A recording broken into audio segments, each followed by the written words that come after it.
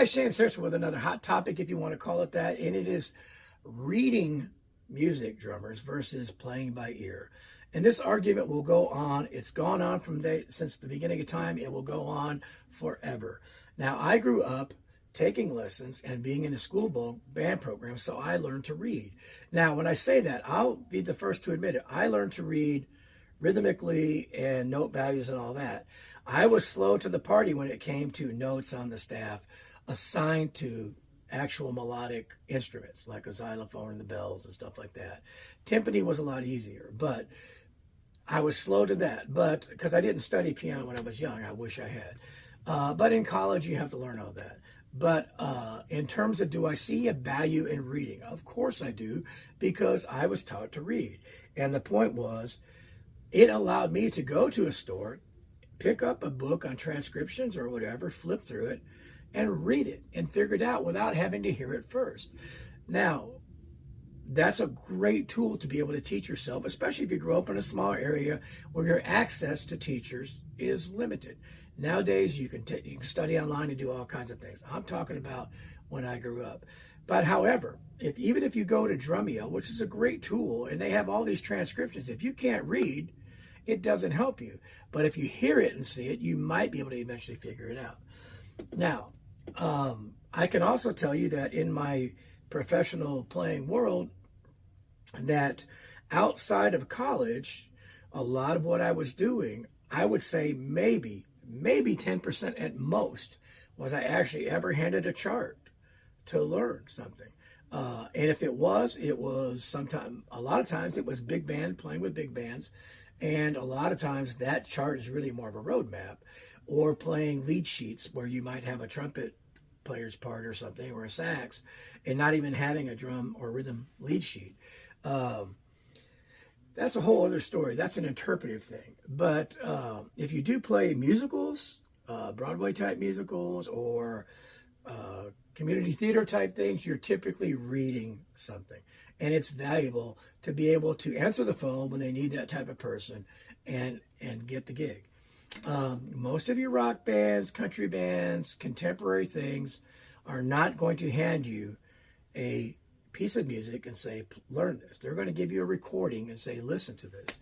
So you have to be able to do both. So they both have an inherent value.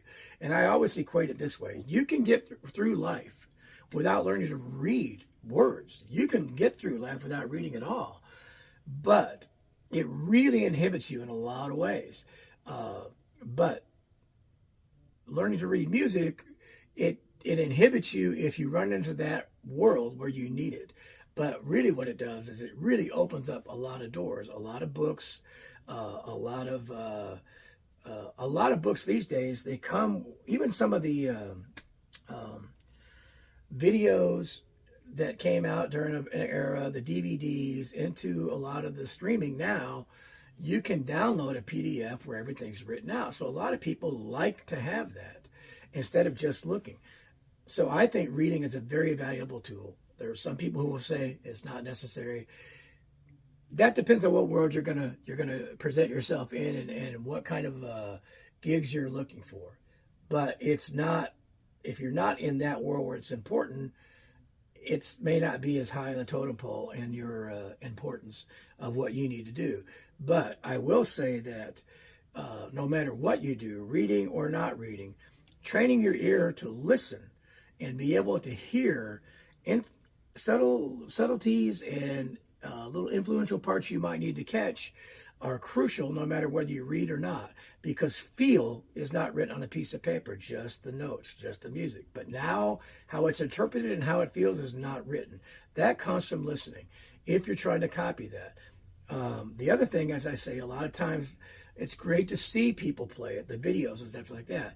But sometimes I always recommend cover your eyes and just listen to what's going on, because when you hear with your eyes, you miss a lot too.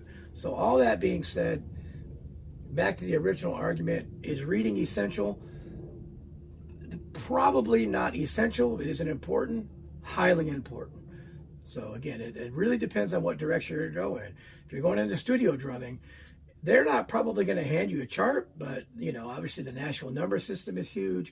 You're going to get some kind of thing. Or if you get in a gig and they say, hey, I need to learn these 30 songs by, let's say it's Thursday, I need you to learn these songs by the weekend. You're going to, if you can read, or you can at least make some kind of cheat sheet or scratch charts, you can cover a lot of base a lot easier than trying to memorize 30 songs just by listening. So I think it's important. I do think it's invaluable, even if you only get to scratch the surface in what it is you play that requires reading. It's still a tool that's valuable. My opinion. What's yours?